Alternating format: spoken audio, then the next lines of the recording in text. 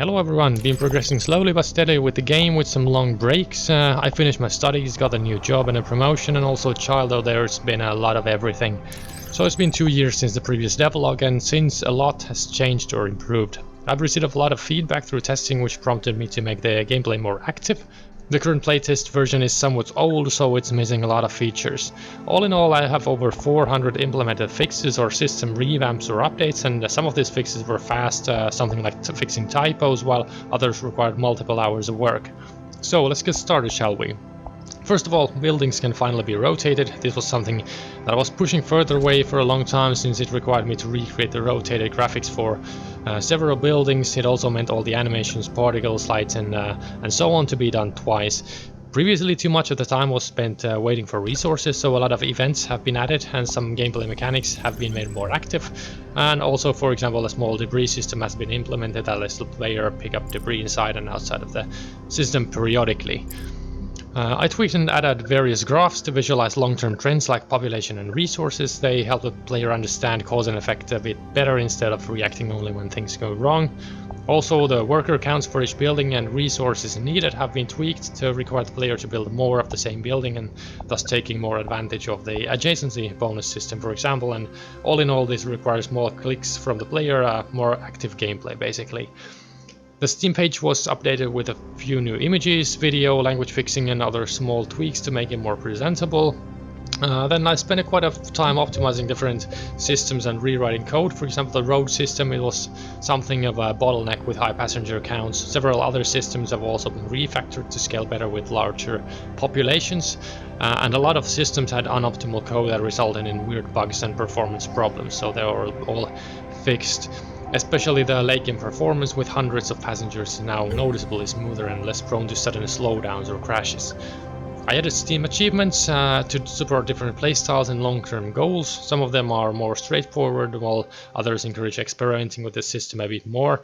All in all, there are 50 achievements right now. The game does have room for more, but I'm trying to keep the amount somewhat low to make each individual achievement feel more impactful when they pop up. Happiness and hope systems have been reworked to be more impactful and especially more readable. Bad decisions now heard more clearly, and good management feels more rewarding. A game over screen was also added, since now the passengers could actually die and the game would stay in kind of a limbo state. Some buildings are now unlocked using research points, similarly like other tech upgrades, and also require a certain passenger count. This helps pace the game better and make progression feel more intentional and structured. A system was also implemented that penalizes the player if they don't have a certain building when they could actually have already built and manned it. For example, murders and other malicious acts will happen more often if you don't have a security center when you have a large population. Some of these kinds of systems aren't really explained anywhere in the game explicitly to keep the game more thematic as opposed to a number crunching simulation. For example, the idea that a player sees a lot of murder should maybe prompt them to realize that maybe they should build a security center. If people are seemingly not eating enough, maybe a distribution center should be built, and so on. So anything the log window tells the player is something the player can actually impact. The tutorial has more restrictions and locks all around, clear intentionality on what the player should be doing, not to fall into soft lock situations or make the player confused on what should be done.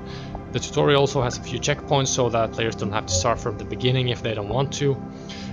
I also added a food research system that lets the players produce more basic foods for the farm. This system is intertwined with the multi-nutrition and happiness systems, and foods are more efficient to produce in specific zones, and some foods also gain negative bonuses from zones, so you can no longer just play the game eyes closed on autopilot, but you have to rather make tweaks and adjustments to your systems pretty much all the time.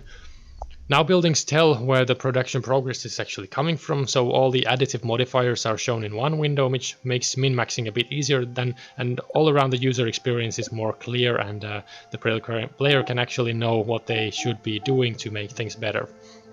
I revamped the production chain for the processed materials, so asteroid miner now catches either metallic or icy asteroids, of which the player can mine mex carbon for basic building materials, or frostium that is then used to create the different gel materials.